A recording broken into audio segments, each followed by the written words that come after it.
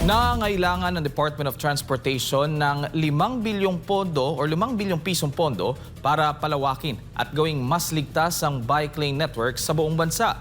Ito ay sa gitna na nananatiling hamon sa kaligtasan ng mga siklista dahil sa mga putol-putol na bike lanes habang dumarami ang mga Pilipinong gumagamit ng bisikleta.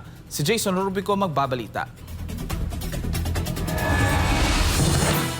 Bagamat aktibo na ang ilang lokal na pamahalaan sa Metro Manila sa pagsusulong ng active transport, hindi pa rin nawawala ang mga balakid na kinakaharap ng mga siklista. Isa na rito ang mga putol na bike lanes sa pagitan ng mga lungsod na ayon sa grupong Cycling Advocates ay nagdudulot ng seryosong panganib. Dapat lahat ng LGU mag-work together hand in hand para magkaroon ng bike lane na magandang network kasi walang continuity. Meaning, pag lumabas ka na ng Quezon City, wala nang bike lane. Pasok ka ng Marikina, merong bike lane. Paglabas mo naman ng gantong area, walang bike lane. Walang continuity, so makikipagsapalaran ka na. So katulad ko, let's say from Quezon City, may bike lane, then I will cross probably to Manila. Although yung Manila, meron din bike lane siya. Pag pumasok ka na sa ibang bayan, siyempre, ano ka na, safety measure na gagawin mo para maiingatan mo yung sarili mo kasi wala nang bike lane. Pero delikado yan, sir. Delikado talaga, especially pagka sa mga main thoroughfares.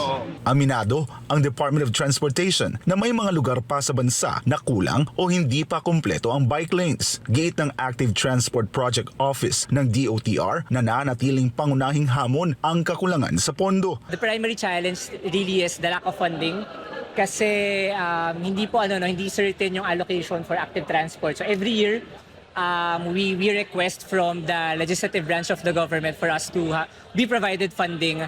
But aside from that, tuloy-tuloy naman po yung implementation ng ating infrastructure projects. Sa ngayon, nakakumpleto na ang DOTR ng 982 kilometers ng bike lane networks sa mahigit 30 lungsod sa 9 na rehiyon ng bansa. At upang mas mahikayat pa ang publiko na pumili ng bisikleta bilang alternatibong transportasyon, plano ng DOTR na magtayo pa ng karagdagang bike lanes. Target ng ahensya na makapagtayo ng 2,400 kilometers ng bike lanes pagsapit ng 2028. We are planning to add more in the coming months with a total of 1,120.